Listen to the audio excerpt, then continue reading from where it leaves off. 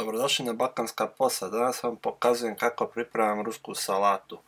Ovdje vam potrebno 100 g bijelog mesa, 100 g graška, 100 g šargarepe, nekih 2 jaja srednje veličine, 100 g kiselog krastavac, 100 g čajne kobasice. Trebalo bi šunke, ali sam je pojeo malo prije snimanja ovog videa.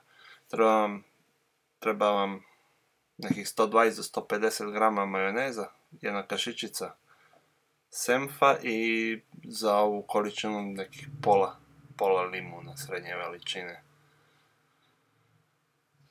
Sve ćemo to da se stavimo u jednoj malo većoj zdjelici. Dodamo sve sastojke i onda ih fino izmiješamo.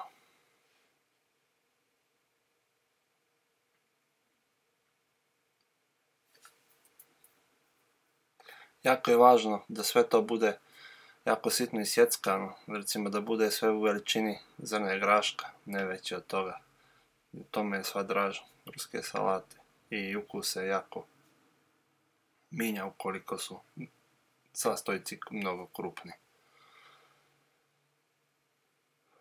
Kada smo sve to dodali u zdjelicu, onda treba sve to fino izmiješati.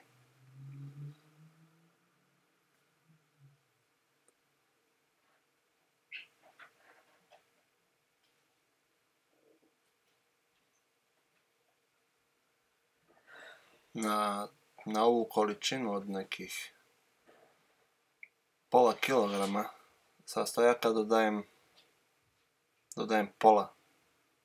sok od pola limuna. I to opet treba još jedan put izmiješati kako bi se limun raširio na sve sastojke.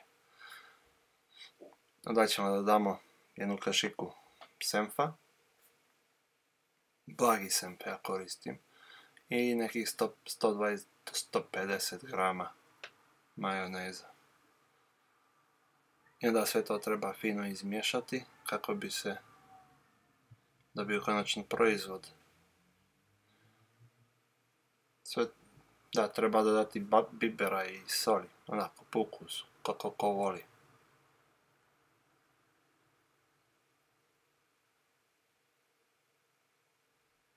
I eto, dolazi do miješanja da bude sve to.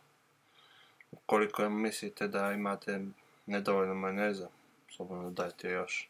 Možda dodate i kiselu pavlaku, mada ja iskreno ne volim. Servira se u maloj posudici sa recimo kriškom limune i peršunom. To je moja omiljena verzija ruske salate. Probajte, komentarišite, subscribeujte se na kanal. Želim čuti vaše želje i ideje za sljedeće recepte. Prijatno, hvala i doviđenja.